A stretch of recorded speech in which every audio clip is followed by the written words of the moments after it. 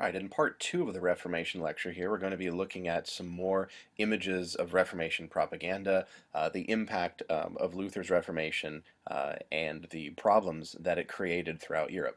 So if you recall from the previous lecture from part one, we were talking about propaganda and how Reformation supporters, people who supported Luther, often tended to utilize the new printed materials such as broadsheets and books to appeal to the broader populace with their message. And so the last example we had looked at was contrasting what Luther and other reformers had thought their intent was, which is what they perceived as the original message of Jesus, what you see again on the left, Jesus as poor and also against wealth and driving out money changers from the temple, versus the stereotype of the very wealthy church selling indulgences to the peasants. We had also seen this from the similar book, The Passion of the Christ and the Antichrist, where you have Christ appealing to or praying to and with the poor, the maimed, the disabled. And he himself is poor, he's barefoot, he doesn't look wealthy at all. And that is contrasted then with, on the other side, popes, cardinals, and monks watching a display of jousting. And so the idea here was to contrast the poverty and wealth of the two, and to show that one, in this case the church, had very much deviated from the message of the Gospels. Perhaps the most significant or most important one of these images of Reformation propaganda that came out very early on, even before Luther himself was excommunicated, was this one here. The artist is unknown, but came around 1520, so this is a few years after the posting of the 95 Theses, but prior to Luther's excommunication. And this one here is not very difficult to determine that it is pro-Lutheran and anti-church. And the reason is, if you look at the top, it says ego sum papa. What looks like an F is actually an S. In Latin, that means I am the Pope.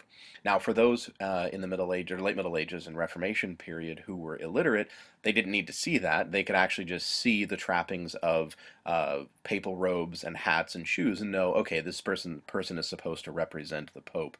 But as you notice, several things about this image show very effectively to a non-literate audience why the Pope might be, in this case, literally demonized. Notice, first of all, that he has the sort of stereotypical, very tall papal hat, but it seems to be on fire. He also has horns coming out of the hat. His face, obviously, is demonic, which looks like flames coming out. He has two parts to his nose that looked clawed. He has terrible teeth. He has wicked, monstrous hands with evil claws. He has a monstrous face on his torso. He's also wearing the robes, very elegant robes of the church, but notice they also, underneath his arms, are on fire. In his right hand, on your left there, what he is also carrying is supposed to be the staff, a staff of the shepherd, shepherding the flock to Jesus was sort of the message. But if you notice, it's actually a very wicked-looking pitchfork with a noose on it. So it's kind of hard to not get the point of this Reformation propaganda when it says, I am the Pope. It's literally quite literally saying, I am the devil. And so this is a very literal demonization of the opponents of Luther and those of the Reformation, and very effectively could turn people against the church very easily. Now, on the other side, there were anti-Lutheran pamphlets, but unfortunately they were done by very academic, ecclesiastic, sheltered individuals who didn't really have their finger on the pulse of many in the Holy Roman Empire in Germany, because what you see here is an example of that that's very sort of refined and aimed at perhaps other academics but not the populace at large. So this anti-Lutheran propaganda, which if you notice from the date is almost a full decade after the Ego Sum Papa demonization of the Pope one. So here is seven-headed Luther. Seven heads refer back to the beast of the book of Revelation, but that may not really go over all that well with everyone who sees this, because they're going to spend more of their time trying to figure out what all of the heads mean. And so what it does is it tries to assign different titles to Luther. So you have Luther as doctor, Luther as apparently an Eastern priest, and then he is also a Muslim, but he's also an ecclesiast and a crazy man and someone who lives in the forest. And you would have to do a lot of interpretation to figure out what all of these mean. They're very sort of refined. So in this case, what you have is, in this case, the pro-Catholic propaganda, the anti-Reformation propaganda, one, is very, very late, and two, is so specific and academic that it's not going to have the impact of the previous image. All right, so now if we turn back to Luther and we look at what exactly his message was, there were several things that he did not intend in his challenge, and so there were several things that he did not challenge at all. Now remember, he did challenge papal authority, and he did challenge the notion of the requirement for a pope. But one of the things he did not challenge secular authority. What that means is, in this case, secular authority. He didn't challenge the rule of princes and dukes and so forth openly, except for the fact that he did ultimately end up challenging the Holy Roman Emperor. But for Luther, apparently that was a special case. But he didn't challenge the notion of secular authority. He did not promote anarchy. He also did not challenge the notion of having some sort of religious authority. Yes, he believed in the priesthood of all believers, but he also believed that people should be at least guided in their biblical interpretations, preferably by Luther's own approach to that. Now, in terms of unintended consequences, this sort of explodes out past him, and once Luther initially posts his 95 Theses, remember that he intended this as an academic debate, but one of the reasons why it becomes a popular movement, and that Luther didn't intend it as a popular movement, we should point out, was that he posted his 95 Theses in Latin, which the general public did not read. But somebody took those, and they never ended up having the debate, but somebody took his 95 Theses and translated them into German, and then published them for everybody. That wasn't Luther's original intent, so it became a popular movement or a popular appeal without even his approval and knowledge. Now, what that means is then, the unintended consequences of this, the main one being the Peasants' War. And that is one of the readings that you had for this topic.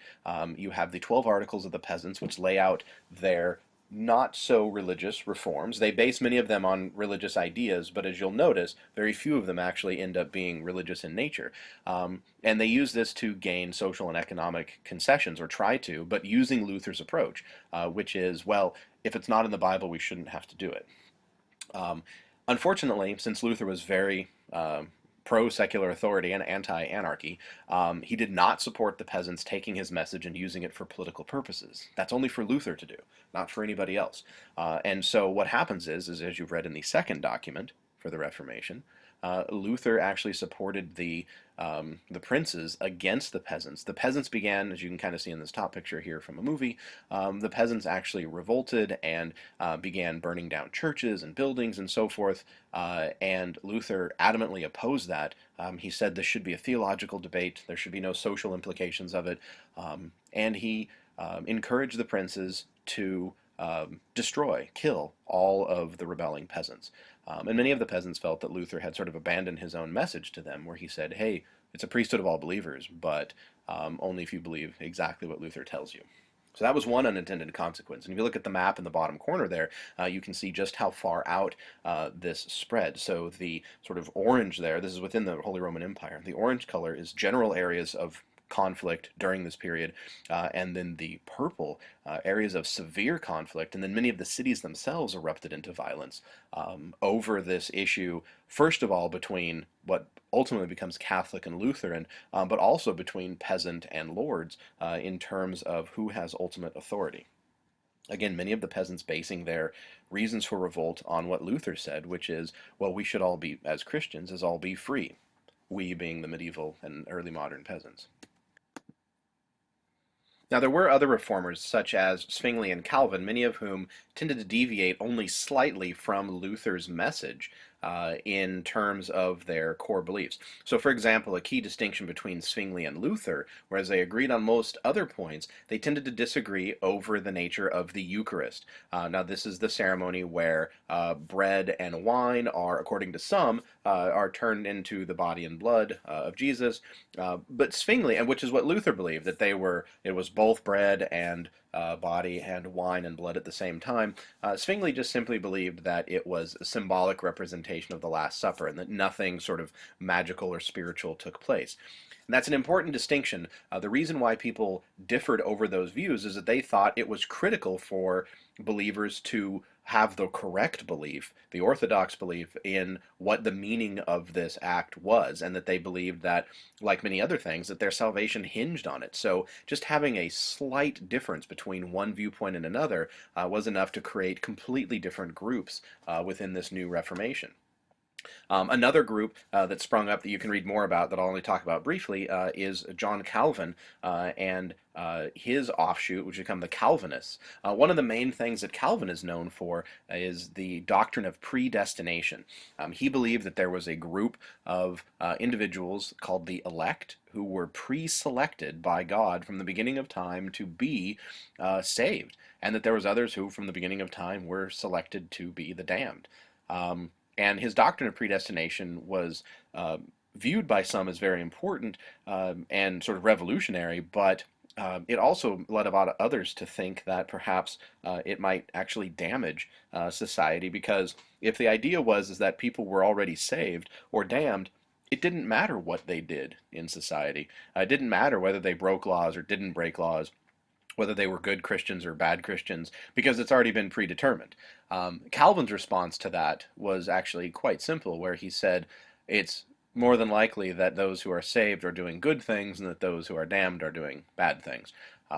He actually spends a lot of time sort of explaining why only he has the access to knowledge about predestination and no one else should really ponder it. He simply states, it's there, you need to believe it, and move on. Now, with these fracturing of different beliefs, since Luther and Zwingli and Calvin, what you see, and what you see illustrated in the map here, is in the Holy Roman Empire, exactly what happens is religious division. And so you see the green is the predominantly Catholic territories, so many of the areas that were controlled by the Habsburgs, particularly places like the Spanish Netherlands, but also southern Germany, like Bavaria, and all the way into Italy. But then you also have the Lutheran territories far to the north in the yellow there. So Lutheran areas like Brandenburg and Saxony in the north, and then scattered between them you have Calvinist groups as well. And obviously what you can tell from this map is that there's going to be significant religious discord between these groups. Even amongst the Protestants themselves. The Protestants don't automatically ally with each other in terms of fighting against, say, the Catholics. They often fight amongst themselves as much as anything else. These religious divisions are not going to affect just the Holy Roman Empire. They're going to spread throughout Europe and ultimately end up being a series of wars of religion between amongst Protestants, between Protestants and Catholics, that'll sweep all across Europe. This map gives you a better indication of just how many different groups we're looking at by the middle of the 16th century, so that you have a large chunk of Europe in green there, Roman Catholic, but in the sort of purple sections, particularly in the center of the map in Geneva, you have the Calvinists. They also moved to the Netherlands and also to Scotland. But then if you look at a huge chunk of the Holy Roman Empire, you're looking at Lutherans. There's obviously also Orthodox and Muslims as well in various territories. And then you can see England actually becomes its own religion as well, which becomes Anglicanism.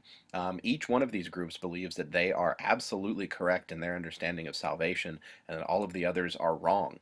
And this is part of the reason why there's going to be so much warfare. This map from your book should give you kind of an indication exactly of what the problem we're looking at. If we say we move to the west and look at France, France is predominantly a Catholic country, but if you see that all of the green dots on this map represent the spread of Protestant churches, more heavily concentrated in the south. This is by the middle of the 16th century, but the orange dots also represent churches in various parts of France that have several pastors.